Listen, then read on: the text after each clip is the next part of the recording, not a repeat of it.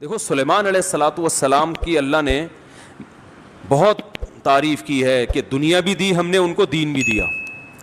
دین تو سارے پیغمبروں کو ملا، مگر سلیمان علیہ السلام کو جیسی دنیا ملی ایسی نہ ان سے پہلے کسی کو ملی نہ ان کے بعد کسی کو ملے گی.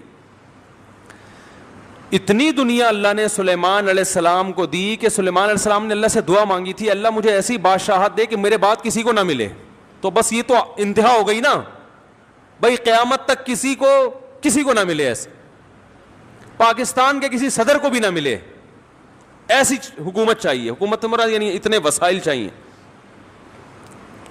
تو اللہ نے سلیمان علیہ السلام کے ماتحت ہواؤں کو کر دیا، اور سمندر کے ہیرے جواہرات جو بھی قیمتی پتھر تھے وہ جنات نکال کے لاتے تھے، جنات کو تابع بنا دیا. اتنی زبردست حکومت. لیکن موت کا منظر بڑا عجیب. میں پہلے سوچتا تھا یا اللہ تو نے سلیمان علیہ السلام کو اس طرح سے کیوں موت دی ہے؟ لاٹھی ہاتھ میں، اپنی شاہی کرسی پہ بیٹھے ہوئے، اور جنات کے ذریعے تعمیرات کروا رہے ہیں عمارتوں کی، اور جنات بہت ٹینشن میں، کیونکہ جن کسی کے قابو، یہ جو عامل کہتے ہیں نا جن ہمارے قابو میں، اصل میں یہ جنات کے قابو میں ہوتے ہیں. جنات ان کا کان مروڑ ہوتے ہیں، اب یہ منتر پڑھ، چل اب یہ کر. جن ان کے قابو میں نہیں ہوتے. وہ تو سلیمان علیہ السلام کا معجزہ تھا کہ جنات کو قابو میں لے لیا انہوں نے. یہ کہاں سے، یہ کیا ان میں کون سے کچھ کیوں قابو آئیں گے؟ جن بولیں گے تم ہو کیا، تمہاری اوقات کیا ہے؟ جنات کوئی چھوٹی موٹی مخلوق تھوڑی ہے. عمریں لمبی ہوتی ہیں جنات کی. ایک آدمی گیا فلیٹ میں، کسی نے بتایا یہ خالی فلیٹ ہے، اس میں جنات بھوت ہیں، نہیں جا. اس نے کہا کوئی جن ون نہیں ہوتا. وہ خالی پڑا ہوا تھا بہت عرصے سے. وہ کہتے ہیں نا خالی عمارتوں میں جن بھوت آ جاتے ہیں. تو بہت عرصے سے خالی پڑا ہوا تھا، ان کو فنٹر بننے کا شوق تھا. لوگوں نے کہا بھائی نہیں جا اس میں بھوت ہیں. اس نے کہا کوئی بھوت نہیں ہوتا. گیا دروازہ نوک کیا، آواز آئی کون؟ کہنے لگا میں فلاں صاحب ہوں، آپ یہاں رہ رہے ہیں، میں نے سنا یہاں جنات ہیں، دروازہ کھولیے. اس نے دروازہ کھولا، عجیب سی گول گول آنکھیں. کہا بھائی میں نے سنا یہاں جنات ونات ہیں. کہہ رہے ہیں ایسی بکواس ہے، میں تو 500 سال سے رہ رہا ہوں، مجھے تو آج تک کوئی نظر نہیں آیا. کہنے لگا میں تو 500 سال سے رہ رہا ہوں، مجھے تو ابھی تک کوئی نظر نہیں. یہ بے ہوش یہی جن تھا بھائی، 500 سال سے انسان تو نہیں رہ سکتا. اچھا یہ عامل لوگ نا یہاں بیوقوف بناتے ہیں. ہم نے صحابی جن کو دیکھا ہے، کیونکہ جب یہ سنتے ہیں نا کہ جنات کی عمریں لمبی، تو 1400 سال پرانا جن بھی نکال کے لے آئیں گے. یہ الو بنانے کے علاوہ کچھ بھی نہیں ہے. صحابی جن کو دیکھا ہم نے، تابعی جن کو دیکھا ہم نے، اس جن کو دیکھا جس نے حضرت علی کی صحبت اٹھائی. سب بکواس کرتے ہیں. اور بعض ہمارے نیک لوگ بھی ان سے متاثر ہو جاتے ہیں، بڑے علماء بھی بعض ان سے متاثر ہو جاتے ہیں. ہمارے ہاں کسی چیز سے متاثر ہونے کے لیے بس اتنا کافی ہے کہ امکان کے درجے میں صحیح ہو. جیسے آپ کسی کو یہ بتا دیں نا کہ یہ کھانے سے یہ ہوتا ہے، تو امکان تو ہے نا کہ ہو سکتا ہے ہوتا ہو. ریسرچ ہے؟ ریسرچ نہیں ہے بھائی، امکان کافی ہوتا ہے ہمارے ہر چیز. حالانکہ کسی بھی دعوے کے لیے امکان، بھائی میں دعویٰ کروں اس نے ملے 1 لاکھ روپے لیے ہیں، اگلا کہہ رہا ہے کیا دلیل ہے؟ میں کہتا ہوں ممکن تو ہے نا کہ تم نے لیے ہوں، تو اس سے دلیل، اتنی دلیل کافی ہوگی؟ او بھائی یہ امکان کافی نہیں ہے، گواہوں سے ثابت کرو کہ لیے. یا تو یہ اقرار کرے یا گواہوں سے ثابت کرو. ہمارے یہاں دیکھا جاتا ہے جادو نبی پہ جب ہو سکتا ہے تو ہو سکتا ہے اس پہ بھی ہوا ہو. وہ ہو سکتا تھوڑی دلیل ہوتی ہے. سمجھ میں نہیں آ رہی بات. امکان تھوڑی ہوتا ہے. ابو بکر پہ کیوں نہیں ہو گیا جادو، حضرت عمر پہ کیوں نہیں ہو گیا؟ اس کا مطلب آسان کام نہیں ہے. نبی پہ کیوں ہو گیا تھا؟ اس کی ایک وجہ تھی کہ وہ کہتے تھے نبی صلی اللہ علیہ وسلم جادوگر ہیں، تو اللہ نے آپ سے اس طانے کو دور کرنے کے لیے ہونے دے دیا تھا تاکہ لوگوں کو یقین ہو جائے کہ یہ جادوگر نہیں ہے، کیونکہ جادوگر پہ جادو نہیں ہوتا. اس میں حکمتیں نہیں، ورنہ یہ آسان کام نہیں ہے بیٹھے ہوئے کچھ بھی سانس کو بہو سے لڑا دیا. اپنی حرکتیں ٹھیک نہیں ہوتی، اور وہ جب پھڈے ہوتے ہیں تو بجائے اپنی حرکتیں ٹھیک کرو کہ یار کس میں فالٹ ہے اس کو صحیح کرو، فوراً کس پہ ڈال دیتے ہیں؟ ایک نئی جنگ چھیڑ دیتے ہیں. نند نے لڑوایا ہمیں. یہ نند نے ہمارے گھر میاں بیوی میں کیا کروایا؟ پھڈا. خود اپنی حرکتیں ٹھیک نہیں ہے، ڈال کس پہ رہے ہیں؟ کوئی جٹھانی پہ ڈال دے گا، کوئی نند پہ ڈال. ایک نیا جنگ. اب نند سے پہلے 2 آپس میں لڑ رہے تھے، اب تیسری جنگ بھی شروع کہ اس نے کیا ہے. تو سلیمان علیہ الصلوۃ والسلام بیٹھے ہیں, اللہ نے دیکھو اتنی طاقت اور قوت دی کہ جنات کو آپ کے تابع بنا دیا. قرآن کہہ رہا ہے جنات سخت ٹینشن میں محنت مزدوری کا کام کر رہے ہیں اور عمارتیں بنا رہے ہیں. یہ جو احرام مصر ہے عین ممکن ہے حضرت سلیمان علیہ السلام کی تعمیرات ہوں. اتنی ٹینشن میں جنات, اور ادھر سلیمان علیہ السلام ایسے عصا ہاتھ میں لے کے بیٹھے ہوئے ہیں. اور قرآن کہتا ہے فلما قضینا علیہ الموت, ہم نے موت کا فیصلہ کر دیا. کیسے عجیب انداز ہے. ارے بھائی یہ تو بادشاہ پہلے بیمار ہوتے, اپنا جانشین کسی کو بنا کے جاتے, اور ان کی تو صحت بھی ایسی کہ حدیث صحیح بخاری میں 100 بیویاں ہیں. بھائی کمزور آدمی تو تصور صحیح کیا ہو جائے گا, ڈپریشن میں چلا جائے گا. کیا خیال, تو کیا خاندانی صحت ہوگی. پیغمبروں کو تو اللہ نے ویسے ہی بہت قوت دی ہوتی ہے, قابل رش صحت ہوتی ہے پیغمبروں کی. جنگ میں کمانڈر رہے ہیں, لڑائیاں لڑی ہیں جنگوں میں, اتنی زبردست صحت. اور بھائی آپ کی موت سے پہلے تو اللہ آپ کو بیمار کرتا, پھر علاج ہوتا, پھر طویل عرصہ, پھر بھائی نہیں بس اللہ نے موت دینی تھی تو دے دی, ایسے ہوتا نا. نا نا نا نا. اور پھر اتنی جائیدادیں, اتنا سب کچھ, تو پہلے اس کا سارا کیا کر لیتے, بانٹ بوٹ لیتے, جانشین بنا لیتے, میرے بعد یہ میرا خلیفہ ہے, یہ فلانا ہے, ڈمکانا ہے. ہو سکتا ہے سب کو یقیناً کیا ہوگا پہلے سے آپ نے, لیکن ہمارے ہاں یہ سارے کام کیے جاتے ہیں جب موت کے آثار ظاہر ہونا شروع ہو جائیں.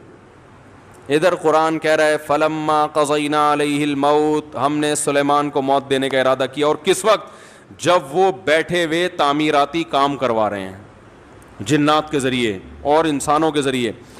اور اللہ فرماتے ہیں ایسے فرشتہ آیا, روح نکال کے چلا گیا.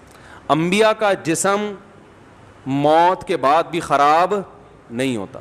مرزا غلام احمد قادیانی کی قبر کھول کے دیکھو, اگر ایک ہڈی بھی بچی ہوئی ہے نا, ایک ہڈی بھی اس کمبخت کی باقی ہے,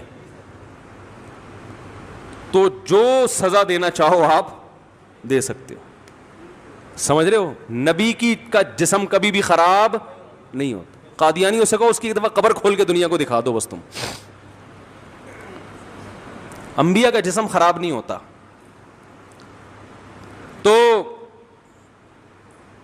قادیانی ہو سکتا ہے یہ گستاخی کریں کہ نبی صلی اللہ علیہ وسلم کی تو قبر کوئی کھول نہیں سکتا.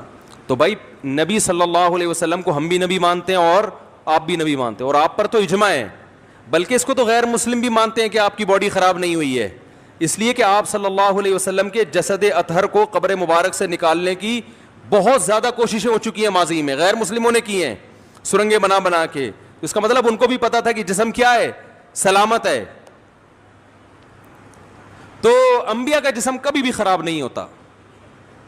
تو قرآن کہہ رہا ہے ادھر ٹیک لگا کے بیٹھے ہوئے ہیں سلیمان علیہ السلام, جسم سے روح نکلی ہے, اور پتہ نہیں کتنے دنوں تک اسی طرح ایسے ہی رہے ہیں. وہ چونکہ اس طرح سے ٹیک لگی ہوئی تھی کہ گرے نہیں ہیں. اب دیمک نے کھانا شروع کیا سلیمان علیہ السلام کی لاٹھی کو.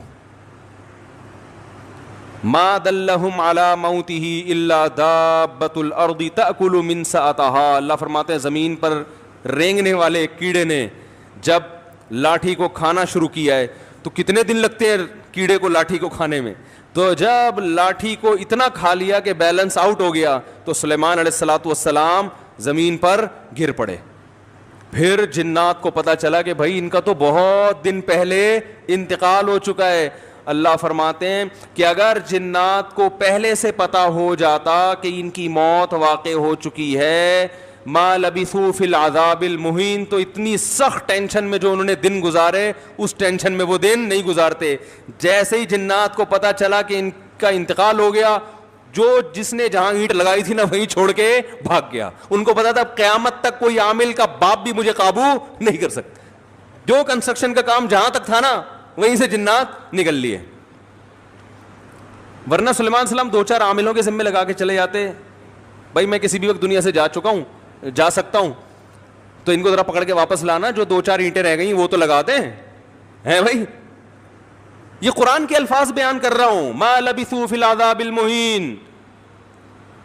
اللہ فرماتے ہیں کہ جنات کو پہلے سے پتا ہوتا نا کئی دن پہلے ان کا انتقال ہو چکا ہے تو یہ اتنی سخت ٹینشن میں نہ ہوتے. وہ تو یہی دیکھ رہے ہیں ہماری نگرانی کر رہے ہیں ایسے, کیونکہ چہرہ بھی بالکل اسی طرح, چہرے پہ رونق اسی طرح جیسے زندگی کے آثار ہوتے ہیں, بالکل وہی کنڈیشن. سوال پیدا ہوتا ہے, دیکھو اللہ کے ہر کام میں حکمت ہوتی ہے کہ نہیں ہوتی؟ دیکھو ہمارے نبی صلی اللہ علیہ وسلم نے میدان جنگ میں شہادت کی بہت تمنا کی ہے, لیکن آپ کو میدان جنگ میں شہادت نہیں ملی کیونکہ حکمت کے خلاف ہو جاتا. لا وددت ان اقتل فی سبیل اللہ ثم احیا ثم اقتل ثم احیا ثم اقتل ثم احیا ثم اقتل. آپ صلی اللہ علیہ وسلم نے فرمایا میری یہ خواہش ہے, میری یہ چاہت ہے. لوددت کا معنی ہوتا ہے بہت زیادہ چاہت, لا احببت نہیں فرمایا, لوددت. مودت محبت سے اوپر کا درجہ ہے. میری بے پناہ خواہش ہے کہ میں اللہ کے راستے میں اقتلو, قتل کر دیا جاؤں, پھر زندہ کیا جاؤں, پھر اللہ مجھے میدان جنگ میں جانے کا موقع دے, پھر قتل کیا جاؤں, پھر زندہ کیا جاؤں, پھر قتل کیا جاؤں, پھر زندہ کیا جاؤں, پھر قتل کیا جاؤں. یعنی یہ شہادت اتنی پیاری چیز ہے کہ مجھے ایک دفعہ نہیں چاہیے, کم سے کم 4 دفعہ چاہیے. یہ کتنی تمنا نبی صلی اللہ علیہ وسلم کی. ظاہر ہے آپ خود دیکھو, جو اللہ کے لیے جان دے رہا ہو اور وہ ربی غیرت والا ہو تو وہ چھوڑ دے گا ایسے ہی؟ جان دینے سے بڑھ کر دنیا میں کوئی قربانی نہیں ہے. لوگ دعویٰ کرتے ہیں نا محبوب کے لیے کہ میں تمہارے لیے جان دے سکتا ہوں, یہ سب سے بڑا دعویٰ ہوتا ہے. دے نہیں سکتا وہ. محبوبہ کے چہرے پہ تھوڑی سی جھریاں آنے دو, پھر دیکھو کیا, پھر یہ جو 500 روپے بیلنس کے لیے دے رہا ہے یہ بھی نہیں دے گا. لیکن جو اللہ کے لیے جان دے گا میرے بھائی, تو اللہ تو جواد اور کریم بھی ہے, وہ تو تھوڑے پہ بہت نوازتا ہے. تو اللہ کے نبی نے فرمایا ایک دفعہ شہادت نہیں چاہیے, اتنی قیمتی چیز ایک دفعہ. اور نبی صلی اللہ علیہ وسلم نے فرمایا دیکھو اس لیے میں کہتا ہوں جو بارڈر پہ ہمارے فوجی لڑ رہے ہیں نا, ان کی قدر کیا کرو. یہ ہماری زندگیوں کے محافظ ہیں. جو ہمارے ملک کے محافظ ہیں وہ ہمارے ایمان کے اور ہمارے دین کے محافظ ہیں یا نہیں ہیں؟ تو کافر تو کھا کے ختم کر دے ہمیں 2 منٹ کے اندر. جو شہادت دینے والا ہے اس کو ہلکا مت سمجھو.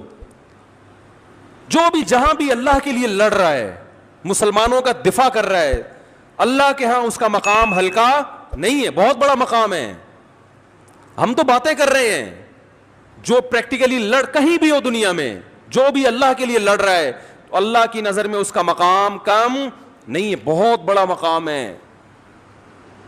تو نبی صلی اللہ علیہ وسلم نے فرمایا قیامت کے دن شہید کو لایا جائے گا, اسے جنت کی نعمتیں دی جائیں گی. اللہ اس سے پوچھیں گے بچا تجھے کچھ اور چاہیے؟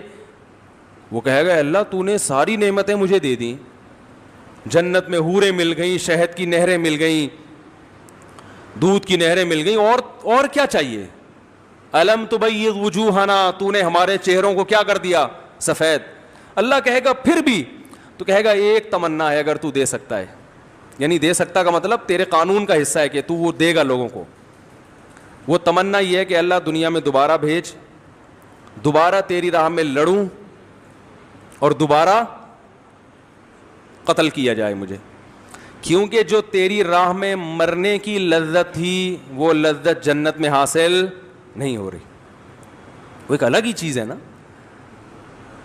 یہ احساس انسان کو بڑا کر دیتا ہے کہ میں کس کے لیے جان دے رہا ہوں؟ اللہ کے لیے. تو وہ مزہ نہیں ہے. یہ جسمانی لذتیں ہیں جو جنت میں آ رہی ہیں, وہ لذت تھی روحانی, وہ لذت نہیں ہے. تو 4 دفعہ نبی صلی اللہ علیہ وسلم نے شہادت کی تمنا کی ہے کہ بار بار یہ عمل ہو. اور آخر ختم کس پر کیا؟ ثم اقتل. ہم ہوتے ہم کہتے ہیں اللہ میرا دل چاہتا ہے میں تیری راستے میں قتل کیے جاؤں, پھر شہید کیے جاؤں, پھر قتل کیے جاؤں, قتل کیے جاؤں, پھر زندہ کیے جاؤں, پھر قتل کیے جاؤں, پھر زندہ کیے جاؤں, پھر قتل کیے جاؤں, پھر زندہ کیے جاؤں, پھر قتل کیے جاؤں, پھر زندہ کر کے چھوڑ دیا جاؤں. اینڈ کہاں ہوتا ہمارا بھائی؟ ہے بھائی کہ پھر 4 دفعہ شہادت کا ثواب حاصل کر کے پھر اپنی لائف کو میں کیا کروں گا بھائی؟ انجوائے کروں گا. نا نا نا نا. نبی نے ختم کہاں کیا؟ بولو بھائی, قتل پہ. اینڈ کیا ہونا چاہیے؟ تیری راہ میں قتل. تیری راہ میں قتل, انجام یہاں ہونا چاہیے. اس کے باوجود آپ صلی اللہ علیہ وسلم کو میدان جنگ میں شہادت نہیں ملی. آپ کی موت شہادت سے ہی ہوئی ہے, اس لیے کہ وہ یہودی نے زہر پلایا تھا تو اس کے آثار تھے کہ آخر وقت میں آپ پر بخار آیا. لیکن جو میدان جنگ کی شہادت ہوتی ہے نا, جس کی نبی تمنا کر رہے ہیں, وہ والی شہادت نہیں ملی. کیوں؟ حکمت تھی کہ اگر آپ کی میدان جنگ میں شہادت ہوتی تو غیر مسلم کافر یہ کہتے کہ آپ اپنے مشن کو مکمل کیے بغیر دنیا سے چلے گئے. تو آپ آخری نبی ہیں, آخری نبی جب تک اپنے مشن کو مکمل نہیں کر لیں گے تو اس وقت تک آپ پر موت واقع نہیں ہو سکتی. اور یہ طبعی موت میں ہو سکتا ہے, کیونکہ جب طبعی طور پر انسان کی موت واقع ہوتی ہے اس کو وصیت کا موقع ملتا ہے, اسے سب جو ہے نا سارے کام کرنے کا, سمیٹنے کا موقع ملتا ہے. تو وہ تو نبی اگر میدان جنگ میں شہید ہوتے تو بھی سارے کام پہلے کمپلیٹ کر لیتے, لیکن ایک شک ہو سکتا تھا غیر مسلموں کو, تو اللہ نے وہ شک کے راستے بھی کیا کر دیے, ختم. کہ آپ کو کئی دن بیمار کیا گیا, جو جو وصیتیں آپ نے کرنی تھی کر لی, اور ہمیں اطمینان ہو گیا کہ اب جو کام رسول اللہ صلی اللہ علیہ وسلم نے کرنا تھا, جو وصیتیں کرنی تھی کہ میرے بعد میرا جانشین کون ہوگا, اور وہ ساری فائلیں آپ صلی اللہ علیہ وسلم کمپلیٹ کر کے گئے ہیں, سارے کام مکمل کر کے گئے ہیں. نماز میں آخری دنوں میں جب آپ بیمار ہوئے تو آپ نے حکم دیا کہ ابو بکر کو کہو وہ نماز پڑھائیں. اس میں اشارہ تھا کہ میرے بعد جانشین کون ہے. دیکھو سفر میں آپ صلی اللہ علیہ وسلم قضائے حاجت کے لیے گئے, جماعت کا وقت ہو گیا تو دوسرے صحابی نے نماز پڑھا دی. ایسا ہوا ہے؟ ابی ابن کعب رضی اللہ تعالیٰ نے نماز پڑھائی, لیکن یہ نماز یہ اپنا مصلی حوالے کرنے والی نماز نہیں تھی. یہ تو کوئی بھی امام کی جگہ کھڑا ہو سکتا ہے نا, امام کو کوئی عذر ہے. سفر میں ایسا ہے, آپ صلی اللہ علیہ وسلم سفر میں قضائے حاجت کے لیے تشریف لے گئے, پیچھے نماز کا ٹائم تھا تو حضرت ابی ابن کعب نے نماز پڑھائی, اور جب نبی تشریف لائے تو انہی کی اقتدا میں آپ نے نماز بھی پڑھی. مگر اس سے یہ ثابت نہیں ہوتا کہ آپ کے بعد آپ کے جانشین کون ہیں, یہ صحابی ہیں, نا. لیکن جب مرض موت میں مستقل امام بنانے کی ضرورت ہے کہ اب آپ بیمار ہو گئے ہیں, تو صحابیات کہہ رہی ہیں, نبی نے فرمایا مرو ابا بکر فلیصلی بالناس, ابو بکر سے کہو کہ لوگوں کو نماز پڑھائیں. صحابیات نے کہا, امی عائشہ نے کہا یا رسول اللہ میرے والد ابو بکر کمزور دل کے نرم دل کے ہیں, وہ آپ کے مصلی پہ آپ کو غیر موجود دیکھ کر برداشت نہیں, عمر سے کہہ دیں وہ پڑھا دیں, وہ کیا ہے مضبوط, وہ پڑھا دیں گے. ایسے موقع پہ آپ صلی اللہ علیہ وسلم یہ کہہ سکتے تھے کہ بھئی سفر میں کسی نے بھی پڑھا دی تو اس میں بحث کرنے کی کیا ضرورت ہے, میری طبیعت خراب ہے کوئی بھی آ جائے ہے بھائی, کسی کو بھی کہو نماز پڑھا دے. نا, آپ کو پتا تھا آج جس کو مصلی پہ کھڑا کر دیا تو قیامت تک کے لیے اسٹیمپ لگ جائے گی کہ نبی کا جانشین کون ہے. بولو بھائی یہ ہیں. تو آپ صلی اللہ علیہ وسلم فرمایا نا ابو بکر سے کہو. پھر امی عائشہ نے فرمایا, حالانکہ امی عائشہ کو تو خوش ہونا چاہیے نا, ان کے تو والد ہیں, لیکن وہ دیکھ رہی ہے کہ رقیق القلب ہیں, اور اللہ کے نبی ابو بکر کے علاوہ کسی اور کو قبول, بولو بھائی نا. تو یہ اتنا جو موقع ملا, آپ نے فرمایا پھر سب ازواج کو ڈانٹ لگائی آپ صلی اللہ علیہ وسلم نے کہ تم ایسے ہی مجھ سے جھگڑا کر رہی ہو جیسے یوسف علیہ السلام کے دربار میں جو عورتیں جھگڑ رہی تھیں. تو پھر آرڈر دیا کہ نہ ابو بکر کے علاوہ کوئی بھی نہیں. تو اگر آپ میدان جنگ میں شہید ہو جاتے اچانک تو یہ ساری حکمتیں کیا ہو جاتی, فوت ہو جاتی. تو اللہ نے نہیں شہید ہونے دیا. تو ایسے ہی سلیمان علیہ السلام کو اللہ نے اچانک موت دی ہے, بالکل اس کے برعکس بیٹھے ہوئے ہیں اور جناب فرشتہ آیا, چلو بھائی ٹھیک. موسیٰ علیہ السلام کے پاس آتا تو پہلے ایک چماٹ کھاتا. حدیث میں آتا ہے ہر پیغمبر, دیکھو جتنے بھی علماء ہیں نا, ہر ایک کا مزاج دوسرے سے مختلف ہوتا ہے. مزاج کو دیکھ کے کبھی فیصلہ نہ کیا کرو یہ صحیح ہے یہ غلط ہے. بعض کا مزاج جلالی ہوتا ہے, بعض کا مزاج نرم ہوتا ہے. تو جو نرم مزاج علماء کے پاس رہے ہیں, جب کسی جلالی سے واسطہ پڑتا ہے تو کہتے ہیں ان کے اخلاق ٹھیک نہیں ہے. بھائی اخلاق کی بات نہیں ہے, ہو سکتا ہے ان کے اخلاق ان سے بھی اچھے ہوں, مزاج میں کیا ہے تھوڑا سا جلال ہے. تو مارکیٹ میں ہر قسم کی چیز چاہیے نا, سارے میٹھے میٹھے میٹھے بن جائیں گے تو یہ تو لوگ تو مولویوں کو کھا کھا کے ختم کر دیں گے. ہمارے حضرت جلالی تھے, ایسا نہیں کوئی بھی اٹھ کے آ گیا بیل بجا دی حضرت سے ملنے آئے ہوں. فرمایا بھائی ٹائم ہوتا ہے ہر چیز کا. بڑے بڑے آفیسر آتے تھے حکومت کے, حضرت لفٹ نہیں کراتے تھے, ٹائم ہے اس پہ آؤ گے بیٹھیں گے, اور فالتو بات کرنے کی اجازت. حضرت کے پاس تو بات کرنے سے پہلے آدمی سوچتا تھا, اس لیے کہ وہ کام تھا ان کا, سارا دن مصروف تھے. اگر وہ اس طرح سے بیٹھ جاتے ٹھیے لگا کے, لوگ تو آئیں گے, لائن لگے گی. اور بعض علماء کیا ہوتے ہیں, وہ ذرا جمال ان کی طبیعت میں غالب ہوتا ہے. آپ نہیں آئے تو خود آپ کے گھر پہنچ جائیں گے, بھائی بہت دن ہو گئے اب تک آئے کیوں نہیں آپ, ہے بھائی. تو یہ ڈیزائن ہے, چلتا ہے. بدگمان نہ ہوا کرو, شریعت پہ اگر چل رہے ہیں نا تو بس صحیح ہے. تو موسیٰ علیہ السلام تھے کیا, جلالی. حدیث میں آتا ہے ان کے پاس فرشتہ آیا انسانی شکل میں. موسیٰ علیہ السلام نے پوچھا کیسے آنا ہوا, کون ہو بھائی؟ انہوں نے کہا موت کا فرشتہ ہوں, آپ کی جان لینے کے لیے آیا ہوں, آپ کی جان لینے کے لیے. حضرت موسیٰ نے ایک زور سے لگایا تماچا, حدیث میں آتا ہے آنکھ نکل کے گر گئی ان کی. پھر اللہ میاں کے پاس گئے, اللہ اپنے کس بندے کے پاس تو نے مجھے بھیج دیا.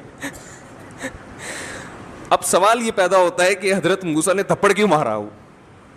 اب اس کی تو ظاہر ہے پیغمبر کوئی غلط کام تو کرتے نہیں ہیں, تو بہت ساری لوج میرے ذہن میں یہ آتا ہے کہ ان کو یہ فرشتے کا اسٹائل پسند نہیں آیا بھائی, شاید یہی وجہ ہو سکتی ہے.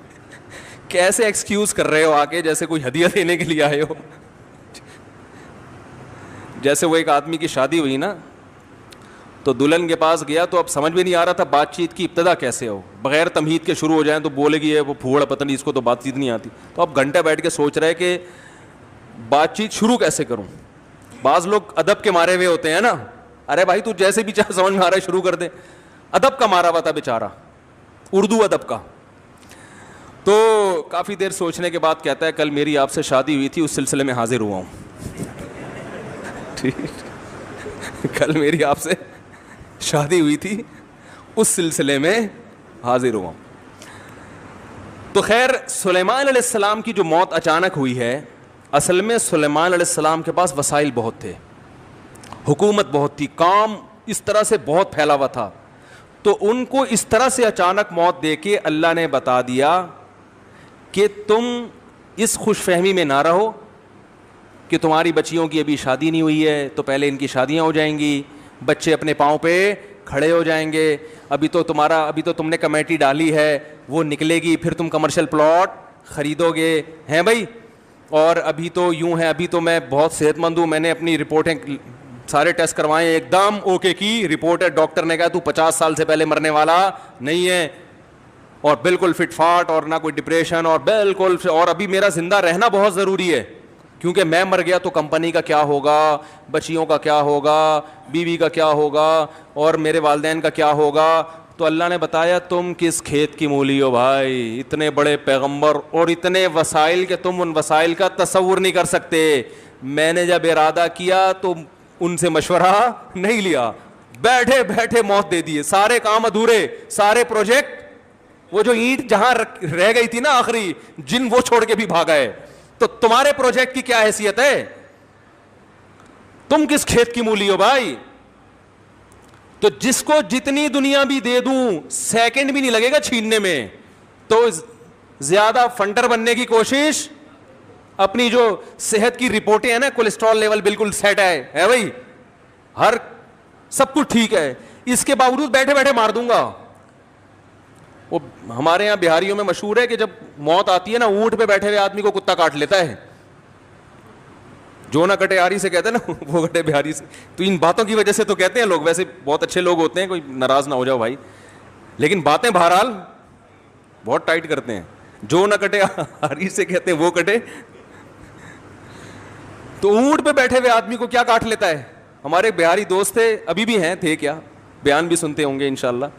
تو وہ کہتے تھے مفتی صاحب جب شامت آتی ہے تو اونٹ پہ بیٹھے ہوئے آدمی کو, میں نے کہا یار باتیں تمہاری بڑی ٹائٹ ہیں یار, اونٹ پہ بیٹھے ہوئے آدمی کو کیا کاٹ لیتا ہے؟ کتا. تو ہم اور آپ کس کھیت کی مولی ہیں بھائی. ہمارے ایک دوست تھے, بڑے مالدار بھی تھے, اور مدرسے میں ہمارے ساتھ پڑھا کرتے تھے, اکلوتے بیٹے تھے والدین کے. والدین نے ان کو عالم بنانے کے لیے سارے وسائل لگا دیے. جب عالم بن کے فارغ ہوئے, ایکسیڈنٹ میں ان کی موت واقع ہو گئی. اب یہی لوگ مجھ سے پوچھ رہے تھے یار ان کے تو والدین کا سارا محنت ضائع ہو گئی. میں نے کہا ضائع تو نہیں ہوئی, آخرت میں ذخیرہ, لیکن کام تو نہیں ہو سکا نا جو والدین چاہتے تھے. میں نے کہا بھائی اللہ کہہ رہے ہیں ان کی موت میں کیا حکمت ہے؟ میں نے کہا ان کی موت میں یہ حکمت ہے, اللہ نے بتا دیا میں کسی کو کسی بھی وقت مار سکتا. کوئی بھی کسی بھی ٹائم پہ دنیا میں جا سکتا ہے, چاہے ملک کا بیڑا غرق ہو جائے, گھر کا بیڑا غرق ہو جائے, یا سارے کاروبار کا بیڑا غرق ہو جائے, تعلیم ادھوری رہ جائے, کچھ بھی ہو جائے, سارے پروجیکٹ کی ایسی کی تیسی ہو جائے. اس لیے اللہ کو اپنے حساب سے مت چلاؤ, اپنے آپ کو اللہ کے حساب سے چلانا شروع کر دو. موت کو اپنے حساب سے مینج مت کرو, موت کے حساب سے خود مینج ہو جاؤ. پہلے سے وصیتیں لکھ کے رکھو, اگر یہ اینٹ لگنے سے پہلے میں مر گیا تو کیا ہوگا, یہ اگلی اینٹ کون لگائے گا؟ صحیح ہے نا. تو ہم لوگ موت کو مانتے ہیں, موت کے لیے تیار